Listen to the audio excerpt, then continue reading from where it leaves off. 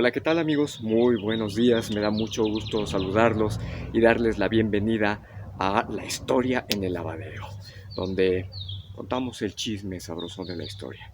Ya saben, si les gustan nuestras emisiones, nuestro canal de YouTube, no olviden suscribirse y activar la campana de notificaciones para seguirnos en cada una de nuestras emisiones y obviamente pues invitarlos a que reproduzcan estos videos, a que los compartan con sus amigos para hacer un ejercicio de aprendizaje sobre los elementos que nunca nos van a decir en la vida real y siempre nos casamos con historias oficiales.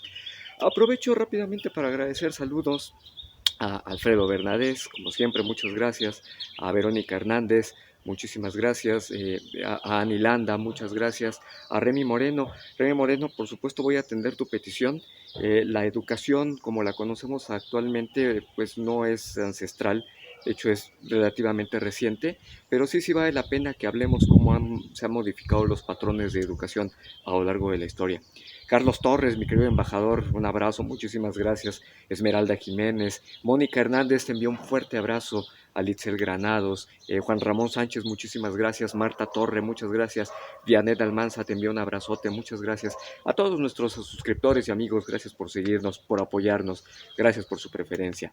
Pues bueno, hoy domingo 21 de marzo, híjole, pudimos hablar de muchas cosas, pudimos hablar de Johann Sebastian Bach, que justamente el padre de la música, las armonías como las conocemos actualmente en la música tonal, se deben a él y nació un 21 de marzo.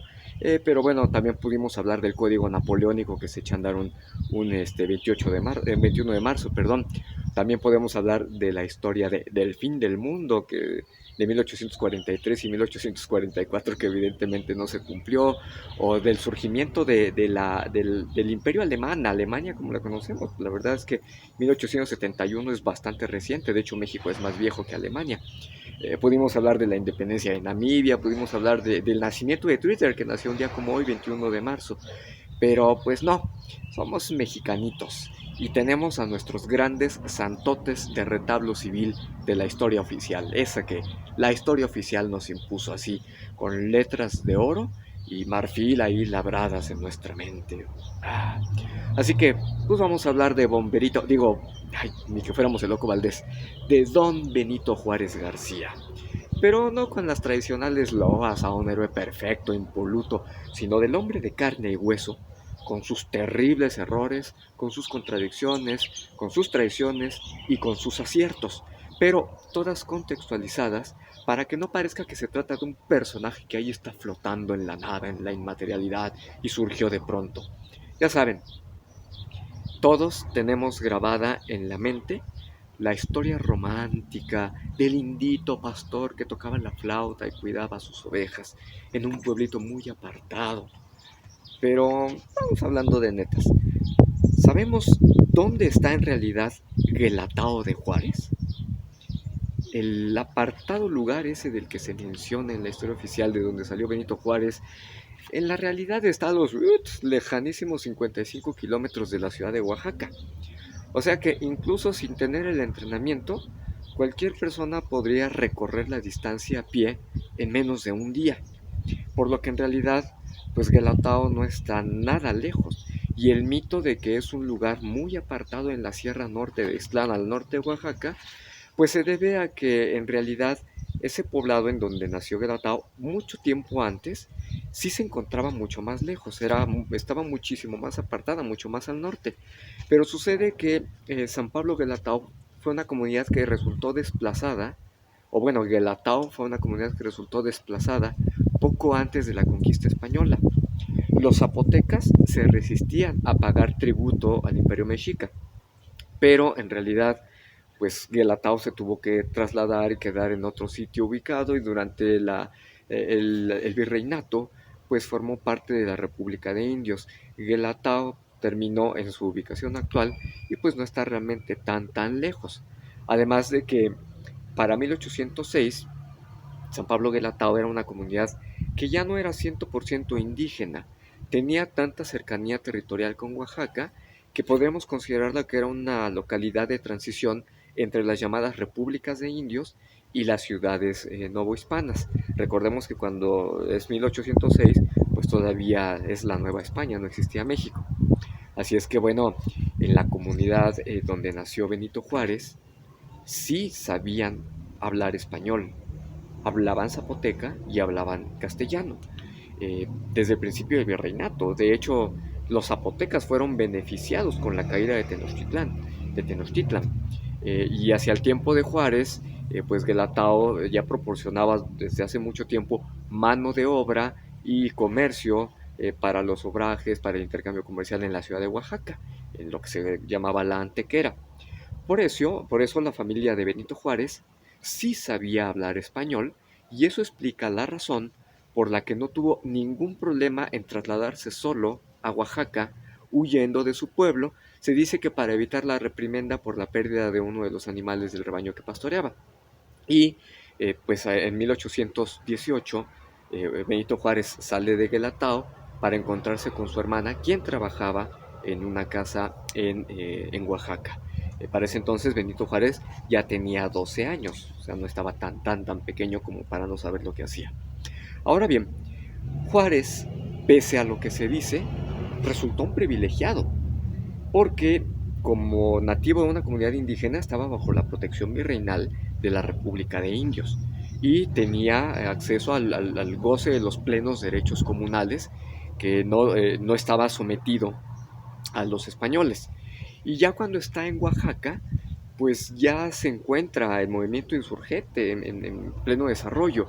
Y entonces pues ya había permeado en la sociedad novohispana la idea de una lucha de alzados que estaban buscando la independencia.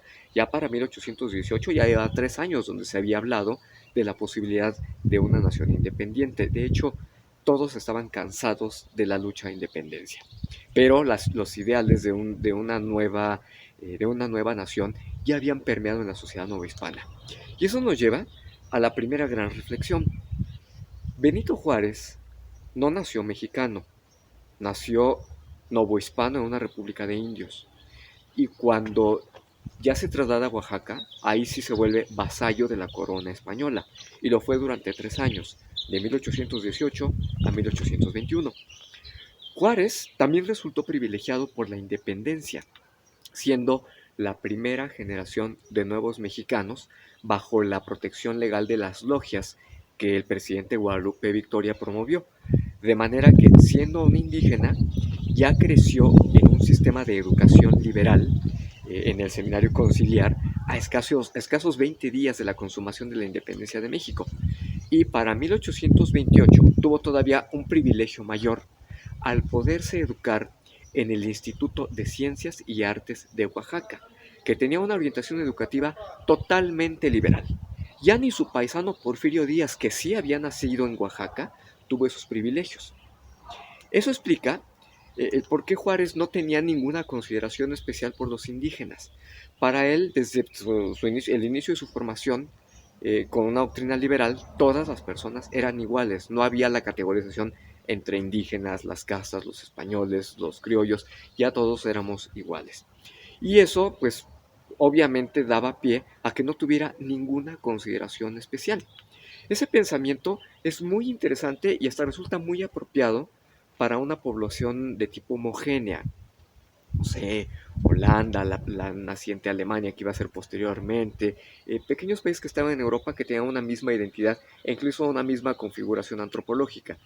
Pero México tenía una desigualdad estructural de origen que siempre hizo incompatible la visión liberal de la igualdad con la condición real en que se encontraban las personas. Por eso había mucha oposición legítima de los desiguales que se encontraban socialmente rezagados y también de aquellos que estaban perdiendo privilegios en un sistema liberal, tanto el clero como los realistas. Y eso nos lleva a entender la relación de Juárez con las iglesias. Hay una serie de aparentes contradicciones, pero en realidad no lo son. En primera, porque Juárez era un afirmado creyente católico, que profesaba su fe en privado, aunque en lo público sí fuera muy estricto en restringir el poder del clero. Vamos a ver, en la vida pública, Juárez se formó como un abogado, y para 1834 era diputado pero también litigaba, y asumiendo ese doble rol, defendió la causa de la comunidad Loxicha por las excesivas limosnas que el párroco del lugar imponía a los feligreses. Y entonces emprende una acción legal en contra del párroco, lo lleva a los juzgados. Pero ahí se topó con la realidad del poder real que tenía el clero, porque pese a los argumentos legales y pese a la igualdad que se hablaba ya durante los primeros años del México independiente, pues el caso se le volteó. El párroco quedó libre de toda culpa y Juárez fue el que terminó encarcelado. Y entonces ahí sí se expresaba que no era tan funcional el sistema de gobierno que se tenía, seguía teniendo mucho peso el clero. Eso es, a mi juicio, esto sí es a título personal, una de las causas por las que, a pese a ser creyente, Juárez tampoco tuvo ninguna consideración al clero cuando se promulgaron las leyes de reforma, de las cuales cabe aclarar, Juárez solamente fue autor de tres leyes. La ley Juárez, que secularizó la impartición de la justicia, seguramente inspirado por ese caso que vivió en 1834. También es autor de la ley del registro civil, para que el Estado tuviera autoridad en los matrimonios y que fueran ante la ley, no ante el clero. Y también autor de la ley de libertad de cultos, que le quitó el monopolio de la profesión de fe a la Iglesia Católica y permitió que hubiera otro tipo de creencias. Pero las leyes que señalan a Juárez como un anticlerical no las hizo él, las hizo Miguel Lerdo de Tejada, la famosa ley Lerdo, que le quitó propiedades al clero. La ley Iglesias, de José María Iglesias, que le quita al clero la potestad de hacer cobros excesivos por derechos parroquiales. Si Juárez fuera tan anticlerical como se le ha planteado, o de plano como ateo, no habría declarado a 12 de diciembre como día festivo por la celebración de la Virgen de Guadalupe y lo hizo el 11 de agosto de 1859, ni habría tenido el cuidado de que sus hijas se casaran por la iglesia. Si bien la celebración de la Virgen de Guadalupe se instituye con el nacimiento del Imperio Mexicano muy temprano, hacia 1821 y 1824, pues civilmente no era considerado un día festivo y Juárez lo llega a considerar un día festivo. Sin embargo, por su apoyo a las leyes que sí le quitaron poder y privilegios al clero, pues se quedó la percepción de que Juárez era un hombre anticlerical. No obstante, la defensa de la ley Lerdo sí entra en una especie de contradicción esencial si la vemos con los valores del presente, porque Juárez, siendo un indígena, apoyó la ley Lerdo, que no solamente le quitó tierras al clero, sino también le quitó tierras a las comunidades indígenas, desapareciendo la propiedad comunal de la República de Indios y pues abandonó a los indígenas ante la capacidad de quien pudiera tener mayor facultad o potestad de apropiarse de las tierras para su explotación. Es decir, Juárez no defendió a los suyos, pero cabe aclarar que esas decisiones se tomaron en función de los valores de esa época. Si para Juárez los indígenas eran tan iguales como el resto de los mexicanos, pues daba lo mismo quien ganara un litigio ante un hacendado o un indígena. Para él todos eran iguales y entonces no merecían ninguna consideración especial. Obviamente, al paso del tiempo se vieron los efectos negativos de tratar de aplicar la igualdad a una sociedad que de fondo era desigual y los resultados fueron evidentes.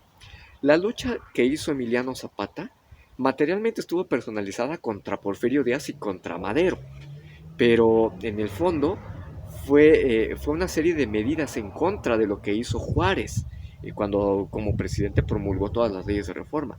Y la aparición de hacendados y terratenientes que le quitaron tierras ancestrales a las comunidades indígenas, pues desataron esta lucha de Emiliano Zapata contra un liberalismo que Juárez había promovido y defendido. De hecho, esas medidas liberales se fueron en una dirección completamente diferente a lo que pasó en España, porque en aquel país sí se preservó la cultura, identidad, idioma y costumbres de lo que hoy conocemos como las regiones autonómicas, las regiones autónomas en España, en tanto que eso desapareció por completo en México y fue el resultado de tratar de aplicar la igualdad cuando culturalmente éramos diferentes. Eso terminó justificando el movimiento zapatista de 1994, que bueno, ya nos dimos cuenta que las medidas del liberalismo juarista pues toparon con la realidad y pues se tuvo que hacer ese movimiento armado. Y entonces pues esas medidas sí se habían pasado de la mano y dejaron en la desigualdad y en la pobreza a las comunidades indígenas, siendo Juárez un indígena. Lo que me parece una gran contradicción, pero repito, Juárez actuó conforme a los valores de la época y él creía en la igualdad. Hasta ahora hemos hablado de Juárez como abogado, como legislador, pero quizá no estamos entendiendo a la realidad social de la mayoría mexicana y lo estamos viendo con valores del presente en realidades del pasado. Estamos viendo que Juárez estaba sujeto al pensamiento reinante liberal de ese tiempo y no estaba atendiendo a las minorías. Obviamente pertenecía a una minoría, pero de forma, ya como gobernante, como parte del poder, ya pertenecía a otra minoría, pero que era una minoría privilegiada, la que ejercía el gobierno. Pero ahora vamos a ver al Juárez político, y ahí sí vamos a encontrar contradicciones más profundas. Vamos a ver que aquí sí hay auténticas traiciones, como por ejemplo las que hablamos hace un mes, cuando hablábamos de los símbolos patrios. Porque pues si Juárez estaba combatiendo a los franceses, parecía que era un absurdo que Juárez utilizara como himno nacional mexicano a la marsellesa, que es el himno nacional francés. Pero bueno, sucede que él la utilizó antes de la invasión francesa. Y al final del día esto resulta una trivialidad comparada con otras cosas que sí resultaron mucho más graves y que sí ocurrieron. Por ejemplo, Juárez fue poco prudente y eso lo metió en dificultades muchas veces por falta de tacto. En 1831, Juárez apoyó la organización de los funerales de Vicente Guerrero y no tuvo el cálculo de medir que apoyar a Guerrero, aunque fuera su cadáver, lo ponía del lado de los grupos que apoyaban al que fue declarado incapacitado para gobernar. Casi casi fue considerado un traidor. Y entonces, pues por eso fue perseguido Juárez, fue arrestado y enviado a Tehuacán. Y luego, en 1847, en plena guerra con los Estados Unidos, Juárez ingresa a la masonería del Rito Nacional Mexicano, de tipo liberal republicano inspirado en las logias yorquinas, muy vinculadas a Estados Unidos y que son totalmente opuestas al conservadurismo que encarnaba en ese tiempo Antonio López de Santana. Por eso también ese rechazo de Juárez a Santana y la revolución de Ayutla pues lo acercan más al financiamiento del gobierno estadounidense, que lo condujeron posteriormente a la famosa firma del Tratado McLean-Ocampo de 1859, por el que México cedía paso libre a Estados Unidos en 3 porciones del territorio mexicano, e incluso de utilizar las armas para defender esa porción de territorio, en lo que sí se considera como la más grande de las traiciones de Benito Juárez, porque estaba justamente haciendo tratos con quien le había quitado más de la mitad del territorio a México, y todo a cambio de apoyo político y financiero. De hecho, cuando vino la invasión francesa, Juárez exigió el cumplimiento del Tratado McLean-Ocampo para que Estados Unidos entrara a defender a México. Pero aunque eso no se logró, tuvo suerte Benito Juárez, porque como Estados Unidos ya se encontraba en plena guerra de secesión, pues nunca se pudo ratificar el Tratado McLean-Ocampo, ni Estados Unidos estaba en condiciones de defender a México de los franceses. Así que, por ese pequeñito detalle, Juárez se salvó de convertirse en el más grande villano de la historia de México, junto con Santana. Y curiosamente, los confrontados terminaron haciendo lo mismo, negociando el territorio mexicano con Estados Unidos, tanto Santana como Benito Juárez y los liberales. Siguiendo por el lado de las contradicciones, Juárez se sumó a la revolución de Ayutla contra el centralismo conservador de Santana y sus constantes reelecciones. Pero aquí hay una paradoja. Es que resulta que se dice que Santana fue 11 veces presidente, de las cuales sí se pueden comprobar 8 veces efectivas. Pero no podemos contar ni como 11 ni 8 periodos completos de 4 años de gobierno. Así que Santana no gobernó ni 44 años ni 32 años. Si acaso apenas y llegó a gobernar menos de 6 años efectivos. Mientras que Juárez fue presidente desde diciembre de 1857 hasta julio de 1872. Así es, Juárez fue más tiempo presidente que Santana, para hacer un total de 14 años y 6 meses. Y la mayor parte del tiempo no fue presidente por la voluntad de los mexicanos en elecciones. Es decir, no fue electo en las urnas, sino que en 1857 entra como interino y se quedó de facto hasta 1867. Y después se reelige en 1871 y se intenta reelegir, se reelige en 1867 y se reelige en 1871. Pero otra vez, portero sin suerte no es portero. Adivinen quién se inconformó porque Juárez estaba reeligiéndose y eternizándose en el poder. Porfirio Díaz. Él luchaba contra la reelección. Y bueno, hasta para mantener limpia su leyenda, Juárez tuvo la suerte de morirse el 18 de julio de 1872. Porque si no se hubiera muerto, sí se hubiera estado reeligiendo constantemente y la Revolución Mexicana no habría sido en 1910, habría sido unos años antes, pero contra la dictadura y las constantes reelecciones de Benito Juárez. Obviamente con otros líderes revolucionarios. ¿Y por qué hago tan temeraria afirmación? En primera, porque Juárez fue presidente el doble de tiempo que Santana, porque no permitió que nadie le disputara el poder, y solo la muerte se lo pudo quitar.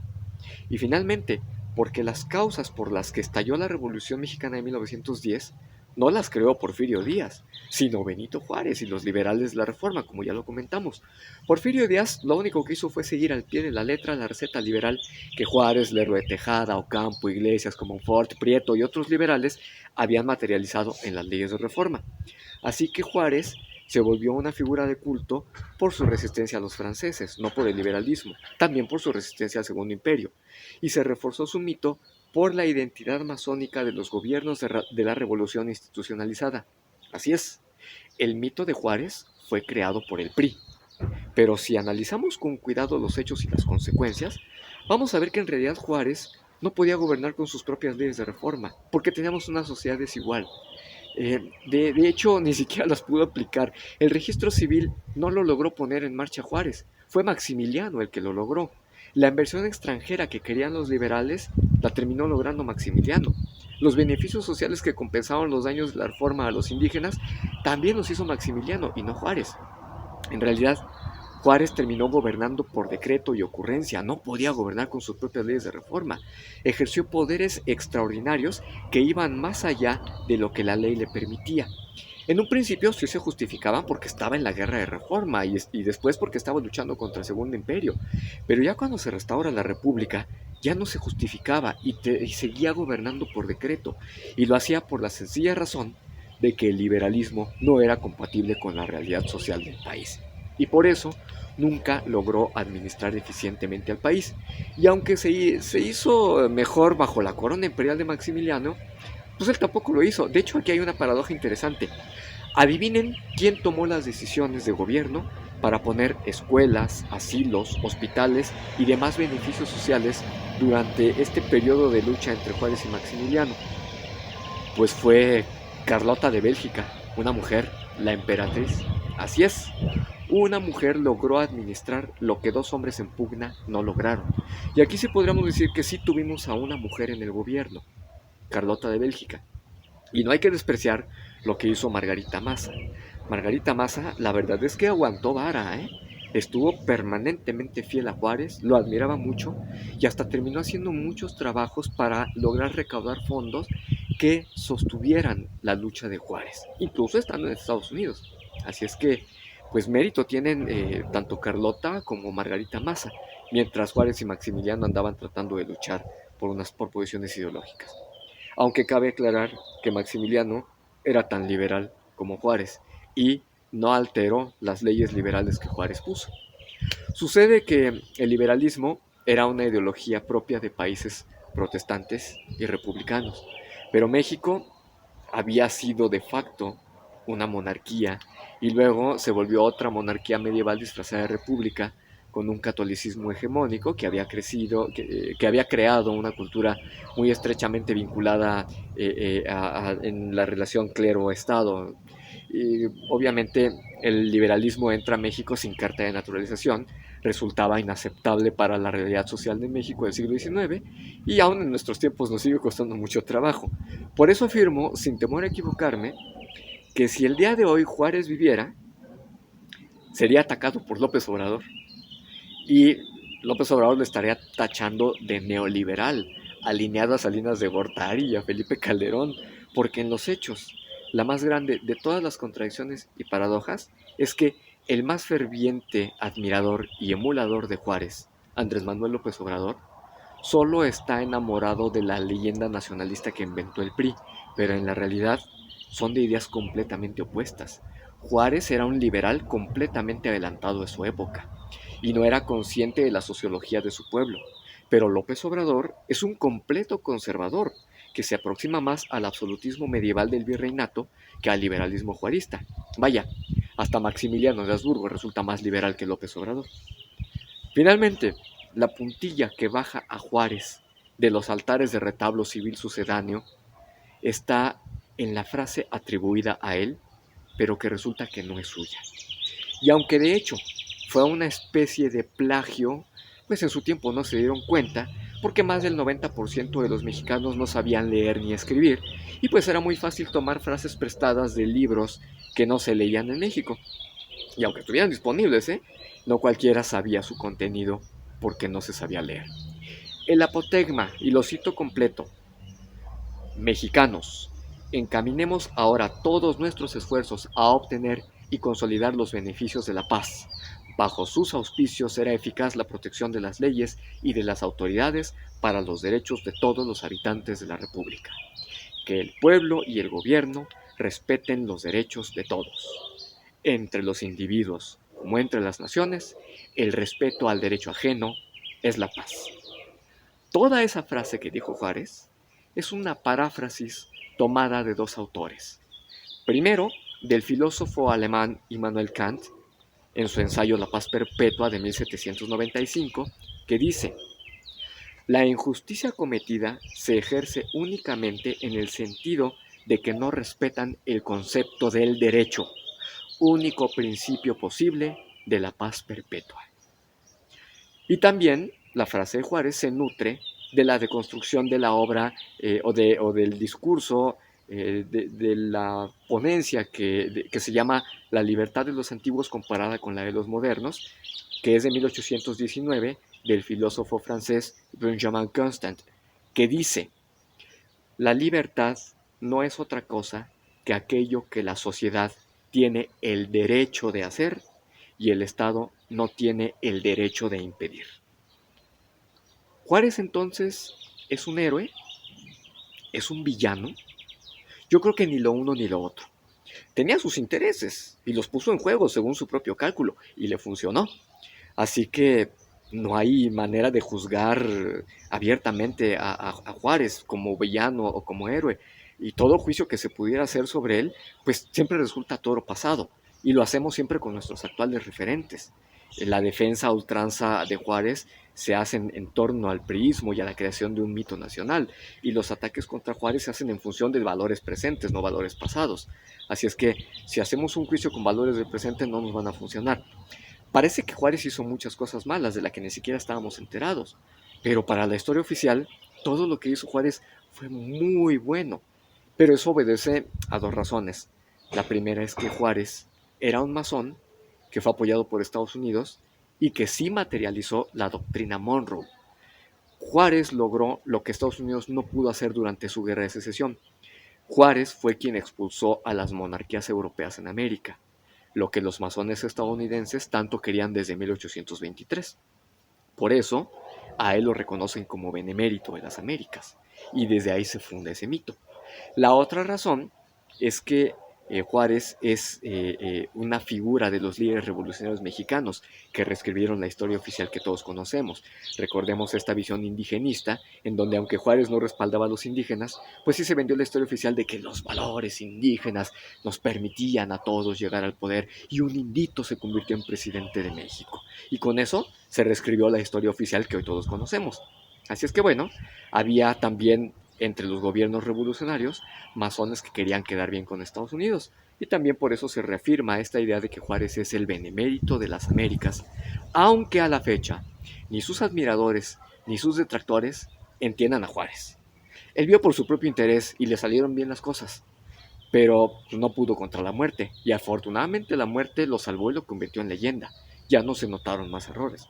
Por eso, hoy Benito Juárez es un santote de nuestro retablo civil, de nuestra religión civil mexicana. Bueno, ¿qué creen? Ya se nos acabó el detergente. Así es que como que ya no nos da tiempo de ir por más. Pero pues estos chismes continúan. es evidente que la historia no son sucesos aislados, sino que son procesos y se concatenan con otros personajes.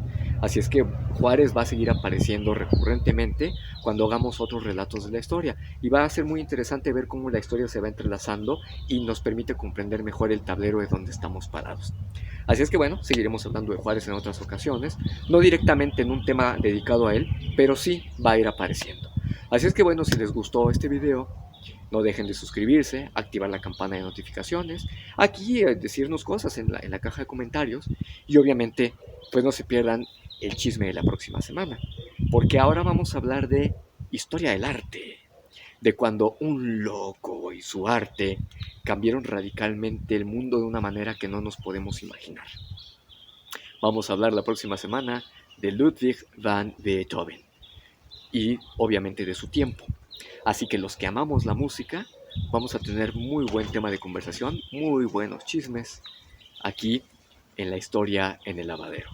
Así que bueno, les deseo que tengan un excelente domingo y nos vemos el próximo. Adiós.